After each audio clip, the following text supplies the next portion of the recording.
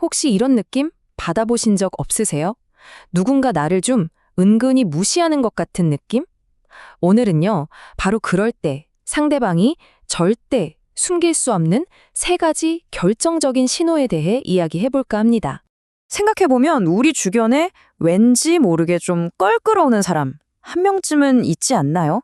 대놓고 뭐라고 하진 않는데 그 미묘한 태도에서 지금 나 무시하나? 이런 기분이 확 드는 순간 다들 경험해보셨을 거예요. 사실 대부분의 사람들은요, 이런 미묘한 신호들을 그냥 놓쳐버려요. 하지만 오늘 이 내용을 끝까지 보시면 여러분은 그 차이를 딱 알아챌 수 있는 정말 몇 안 되는 사람이 될 수 있습니다. 이게 왜 중요하냐면 더 이상 관계에서 불필요한 감정 소모를 안 하게 되거든요. 자, 그럼 본격적으로 시작해 볼까요? 근데 그 세 가지 신호를 바로 알려드리기 전에 아주 흥미로운 거 하나 짚고 넘어갈게요. 바로 지금 여러분이 왜 이 설명을 끄지 못하고 계속 보고 있는지 그 심리에 대한 이야기입니다. 그 이유가 뭐냐면 바로 정보격차 이론이라는 심리학 원리 때문이에요. 이게 뭐냐면 우리 뇌는 내가 아는 것과 알고 싶은 것 사이에 딱 틈이 생기잖아요? 그럼 그걸 못 견뎌요. 어떻게든 그 틈을 메우고 싶어 하죠. 그러니까 비밀 신호 세 가지 이런 제목을 보면 나도 모르게 끌리게 되는 거예요. 이게 그냥 단순한 낚시가 아니고요. 우리 뇌가 원래 그렇게 설계되어 있는 거예요. 궁금증이라는 게 사실 약간 불편한 감정이거든요. 그걸 빨리 해소하고 싶어 하는 거죠. 답을 찾고 싶어 하는 건. 그러니까 지극히 자연스러운 본능인 셈입니다. 이런 패턴 진짜 어디서나 보이죠? 세 가지 행동, 9가지 오해, 성공률 99% 비법 이런 식으로 구체적인 숫자나 뭔가 비밀스러운 정보를 딱 던져주면서 우리의 호기심, 그러니까 그 정보 격차를 마구 자극하는 겁니다. 여기서 한 발 더 나아가면 이게 필코노미라는 트렌드하고도 딱 연결이 돼요.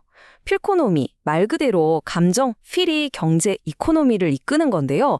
우리가 시간을 투자해서 이런 걸 보는 이유가 뭐겠어요? 바로 뭔가 찝찝했는데 하는 기분이 아하, 이거였구나 하는 명쾌한 해답으로 바뀌는 순간 그 감정적인 만족감, 그걸 얻고 싶은 거죠.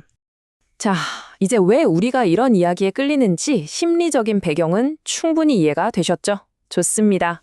그럼 이제 드디어 여러분이 기다리고 기다리시던 바로 그 신호, 절대 놓치면 안 되는 세 가지 신호를 공개하겠습니다. 네, 당신을 은근히 무시하는 사람이 절대로 숨길 수 없는 신호, 바로 이 세 가지입니다. 첫 번째는요, 바로 뼈 있는 칭찬, 그리고 두 번째는 선택적 무시, 마지막 세 번째는 선을 넘는 농담입니다. 이 세 가지 딱 기억해 두세요. 지금부터 하나씩 아주 구체적인 예시랑 같이 뜯어보겠습니다. 자, 첫 번째 신호, 바로 뼈 있는 칭찬이에요. 이게 진짜 흔한데 뭐냐면 칭찬을 교묘하게 위장한 일종의 수동공격 같은 거예요. 딱 들었을 땐 칭찬인가 싶은데 집에 가서 생각해보면 이상하게 기분이 나빠지는 거, 그게 특징입니다. 예를 들면 이런 거죠. 누가 저한테 와, 그 보고서 정말 잘 썼네요 라고 해요. 기분 좋죠. 근데 거기에 꼭 한마디를 덧붙여요. 그 직급 치고는요? 이런 식으로요. 칭찬으로 시작했지만 결국엔 너의 수준은 딱 그 정도라고 선을 긋고 능력을 깎아내리는 말이죠.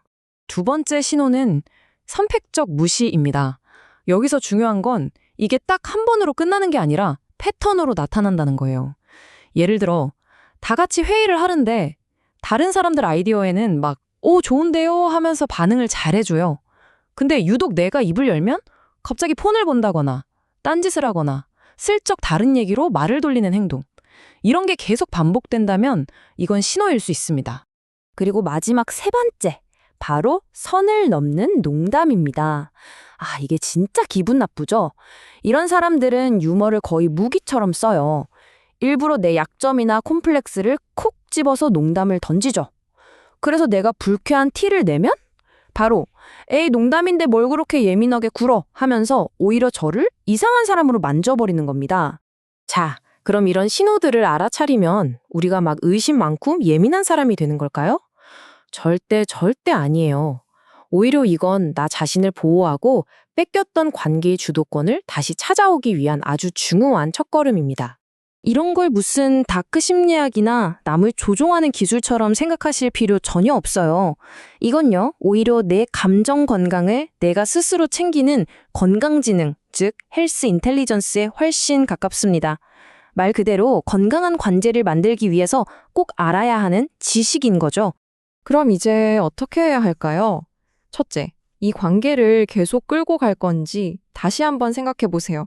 그리고 방금 그 농담은 좀 불편하네요 라고 명확하게 선을 긋는 연습이 필요해요. 감정적으로도 좀 거리를 두고요. 근데 무엇보다 제일 중요한 게 있어요. 바로 나는 이런 상황을 충분히 다룰 수 있다는 나 자신에 대한 믿음. 이걸 심리학 용어로 자기 효능감이라고 하는데 이걸 키우는 게 핵심입니다. 유명한 심리학자 엘버트 반두라가 이런 말을 했어요. 작은 성공의 경험이 정말 중요하다고. 뭐 거창한 게 아니에요. 그냥 카페에서 주문할 때 직원분 눈을 보고 감사합니다 하고 웃어주는 거. 이런 아주 사소한 성공 경험들이 차곡차곡 쌓여서 더 힘든 상황이 닥쳤을 때 그걸 이겨낼 수 있는 단단한 마음의 근육을 만들어주는 겁니다. 자, 마지막으로 이 질문을 한번 스스로에게 던져보셨으면 좋겠습니다. 우리가 이런 신호들을 배우는 진짜 목표가 과연 그 사람 속마음을 파헤치기 위한 걸까요? 아니면 어떤 상황에서도 흔들리지 않고 나 자신을 지키기 위한 걸까요? 정답은 후자겠죠. 여러분의 소중한 에너지를 다른 사람을 분적하는 데 쓰지 마세요. 오롯이 여러분 자신의 마음 건강과 자존감을 지키는 데 집중하시길 바랍니다.